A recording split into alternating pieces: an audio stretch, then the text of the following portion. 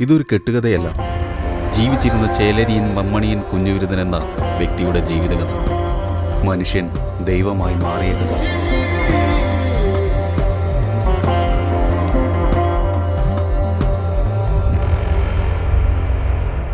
പണ്ട് നിലനിന്നിരുന്ന ജാതീയതയ്ക്കും അടിമത്തത്തിനുമെതിരെ പൊരുതിയ കുഞ്ഞുവിരുതൻ്റെ ജീവിതകഥ. മഞ്ഞു മൂടിയ രാവിലകൾ, പച്ചപ്പിൽ മൂടിയ വയലുകൾ, കാട്ടിൻകരയിൽ പടർന്നു പിടിച്ച മണ്ണിൻ മണം. ആ ഗ്രാമം ഭരിച്ചത് വലിയൊരു ജന്മിയായിരുന്നു. ആ ഗ്രാമത്തിൻ്റെ താഴ്ന്ന ജാതിക്കാരനായ ഒരു കുടുംബത്തിൽ ജനിച്ചു കുഞ്ഞുവിരുതൻ. അവൻ ജനിച്ച നാൾ മുതൽ അവൻ്റെ കണ്ണുകളിൽ ഒരു തീപ്പൊരി ഉണ്ടായിരുന്നു. അവൻ്റെ അച്ഛൻ കാട്ടിൽ വേട്ടയാടിയും വയലുകളിൽ കഷ്ടപ്പെട്ട് പണി ചെയ്തും കുടുംബം പോറ്റി. അമ്മ മൗനമായി എല്ലാം സഹിച്ചവൾ. നമ്മൾ ജനിച്ച ജാതിയാണ് നമ്മുടെ വിധി. പലപ്പോഴും അമ്മ പറഞ്ഞ വാക്കുകൾ കുഞ്ഞുവിരുതൻ്റെ മനസ്സിൽ കുത്തിയിരുന്നുവെങ്കിലും അവൻ ഒരിക്കലും അതിനെ സമ്മതിച്ചില്ല. ആയോധന വിദ്യകലകൾ ജന്മിമാരുടെ മക്കളും മരുമക്കളും അഭ്യസിക്കുന്നത് കണ്ട് ഒളിഞ്ഞിരുന്ന് കുഞ്ഞുവിരുതൻ പഠിച്ചെടുത്തു. ഇതറിഞ്ഞ കളരി ഗുരുക്കൾ കുഞ്ഞുവിരുതനെ ശിഷ്യനായി കാണുകയും തൃത്തുടയിൽ മന്ത്രമോദിയ മരുന്നുകൾ കെട്ടിവെക്കുകയും ചെയ്തു. കുഞ്ഞുവിരുതൻ വളരുമ്പോൾ അവൻ്റെ ധൈര്യവും ശരീരവൈഭവവും ബുദ്ധിയും ഗ്രാമത്തിൽ പ്രസിദ്ധമായി. കാട്ടിൽ കാട്ടുമൃഗങ്ങൾ ആക്രമിക്കാൻ വന്നാലും അവൻ പേടിച്ചില്ല. ഒരിക്കൽ ജന്മിയുടെ വയലിലേക്ക് വന്ന കാട്ടുപന്നിയെ ഒറ്റയ്ക്ക് നേരിട്ട് കാട്ടിലേക്ക് ഓടിച്ചയച്ചത് കുഞ്ഞുവിരുതനായിരുന്നു.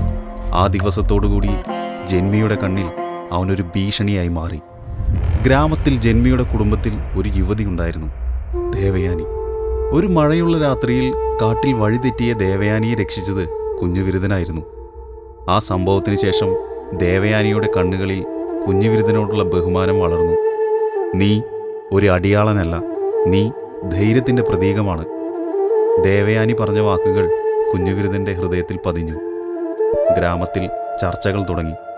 താഴ്ന്ന ജാതിക്കാരൻ ഉയർന്ന വീട്ടിലെ പെണ്ണിനോട് സംസാരിച്ചു. ആക്ഷേപങ്ങളും അസൂയയും തീ പിടിച്ചു. ജന്മിയുടെ കാതിൽ ഇതെത്തിയപ്പോൾ അവൻ്റെ അഭിമാനം തകർന്നു. ഒരു അടിയാൾ എൻ്റെ കുടുംബത്തെ അപമാനിക്കുകയോ? വലിപൂണ്ട ജന്മി കുഞ്ഞുവിരുതനെ കൊല്ലാനായി മരുന്നുമരത്തിൽ കെട്ടിത്തൂക്കി 100 പ്രാവശ്യം വെടിയുതിർത്തു.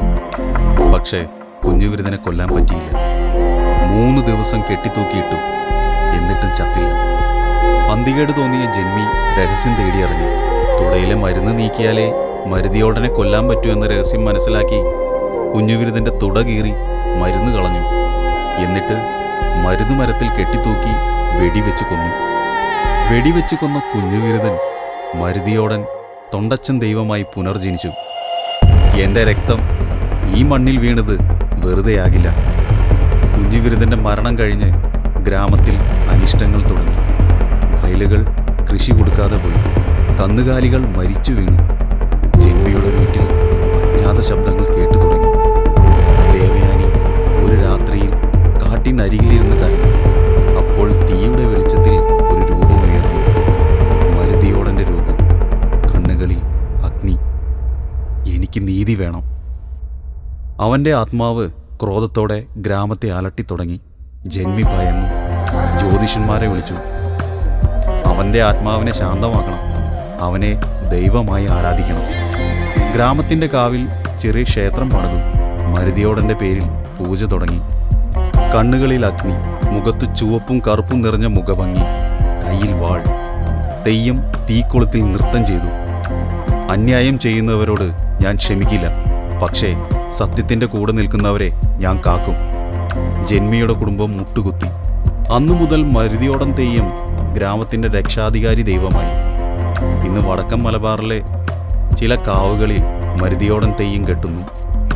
അവൻ്റെ കഥ ജാതിയുടെയും അനീതിയുടെയും ഓർമ്മപ്പെടുത്തലാണ്. തെയ്യം കെട്ടുന്ന നിമിഷത്തിൽ ഒരു മനുഷ്യൻ്റെ വേദന ദൈവിക ശക്തിയായി മാറുന്നു.